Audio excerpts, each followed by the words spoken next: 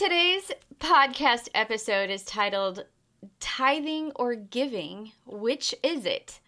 And we're on February 22nd and we're day 53 and so excited. Now the morning rinse, we are still in Deuteronomy. It's Deuteronomy 24 through 27. And I am not going to lie, Deuteronomy is a really tough book to read.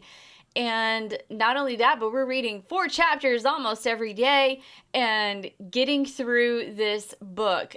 And so if you're listening to this podcast, just take a pause, go ahead and stop and read. And we are almost done with Deuteronomy, guys. So go ahead and come back and we'll talk about the devotion. So the featured verses for today include Deuteronomy 26, 10 through 12. Now behold, I have brought the first of the produce of the ground, which you, O Lord, have given me. And you shall set it down before the Lord your God and worship before the Lord your God. And you and the Levite and the alien who is among you shall rejoice in all the good which the Lord your God has given you and your household.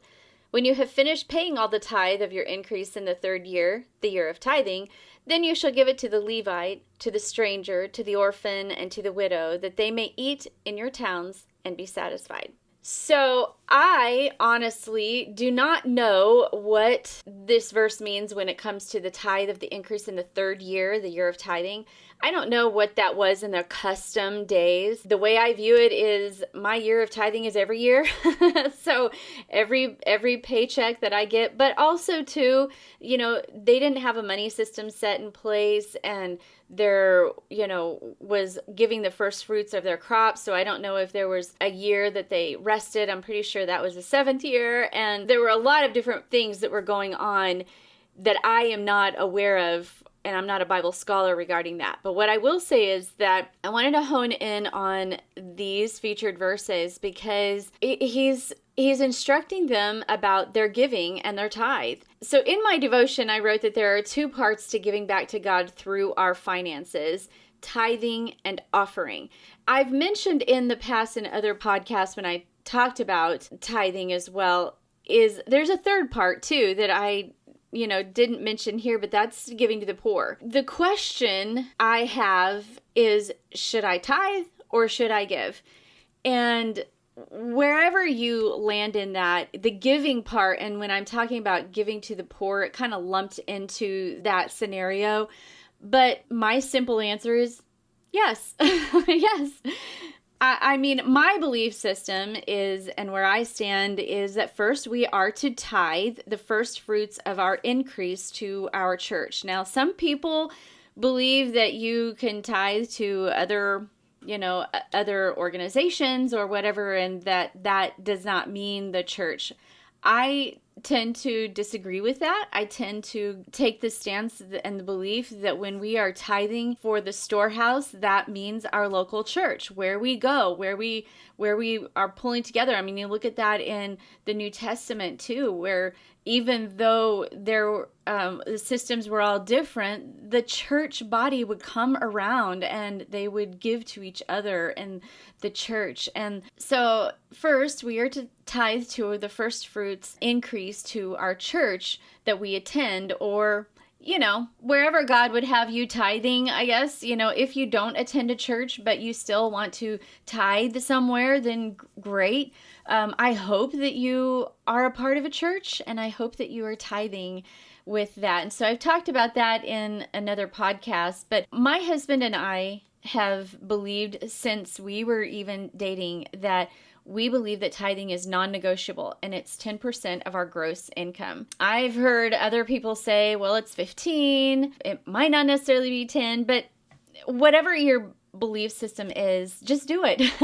But typically 10% is kind of like that standard tithe and what most people believe is true. But whatever amount you believe that percentage is, I would just encourage you to be faithful no matter what you are going through. I mean, I heard a pastor, my pastor say a long time ago, he's like, you know what, it's God's money anyway, and it should be returned to him, that tithe. You will notice in today's featured verses that the passage uses the word worship for when you bring your tithe to God. We worship by having an attitude of praise and thanksgiving as we obey through our faithfulness. And when we tithe with that right heart, we are authentically rejoicing with a heart of worship. You know, my older pastor, he would say, test God. You know, any amount above our tithe then is the offering. And there's literally, I mean, I have not seen any set amount in the Bible. Unlike the tithe, I believe it's 10%. But as far as an offering amount goes, I have not seen that there's a set amount, but it's an amount between you and God to give as you see the needs arising and as your heart is stirring. And I talked about that in a previous podcast. I talked about offering, and this would be, whether you're giving to a nonprofit or whether you're helping someone establish a nonprofit, or whether you are giving to another ministry, or maybe you're tithing to the church but you are giving an extra $100 to the women's ministry or something of that nature. That's what I'm calling offering. And when you give to the poor, you are also, in a sense, offering, but you're specifically honing in to the poor. So I believe that amount is between you and God, and to give as you see the needs arising and as your heart is stirred. There are so many ways, multiple avenues to freely give an offering. I mean, just look around, watch for needs. And just remember that giving an offering is after giving your tithe. And yes, so if you're asking me, is it tithing or is it giving? And should I do this? Should I tithe or should I offer? The answer is yes. Yes, because it's about tithing and it's about giving. Today's challenge to dig deeper is I want you to make a commitment to God to begin tithing at least 10% of your income if you have not started. Just start today. I know that I did another episode about tithing, and if you haven't yet started the tithing, go ahead and start today by tithing to your church. You can write a check. You can go online. I know I said check.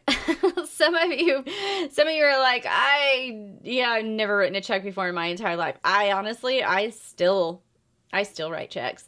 That's my old school in me. I just love holding on to my check when I write it for my tithe.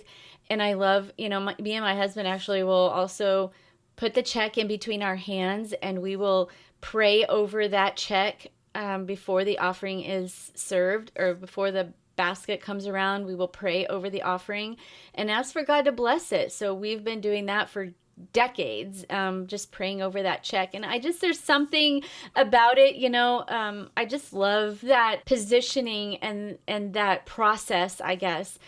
And, you can go online and you can give to your church online.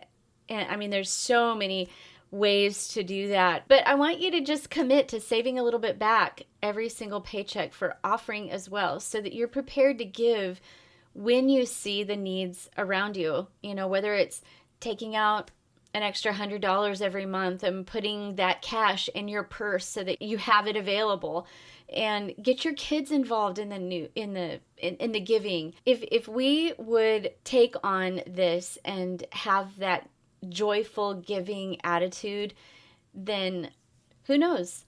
Who knows who we will bless, right? And so tonight, when you get out your journal and you write down, I want you to write down what God did today in your heart regarding tithing and giving. Were you challenged at least a little bit more? Or was this kind of a reminder of the podcast from a few weeks back? Or was this, hey, I'm new to the podcast and I haven't ever heard about this, whatever it is and whatever position that you take. And if you are just really sitting back and you've been faithful with tithing and you've been faithful with giving, and maybe it's time to bump it up a little bit, or maybe this is just a day to thank God that you have come to a position and come to a place where you're thankful that God's done so much work through you. I don't know where you're at right now, but if you're in one of those scenarios, go ahead and start tithing. If you're proud of yourself, it is okay to be proud of yourself. And let's just keep looking at tithing as an act of worship and thanking God for all the things that He has done through you and in you regarding money and tithing and giving. I hope today's inspired you, and if you have not gotten the Rinse, Reflect, Repeat book, then the link is in my show notes. And if you need a journal as well, there's also a companion journal that you can purchase as well, or you can go to anitacordell.com and get it there. And as always, keep rinsing, reflecting, and repeating. God bless you.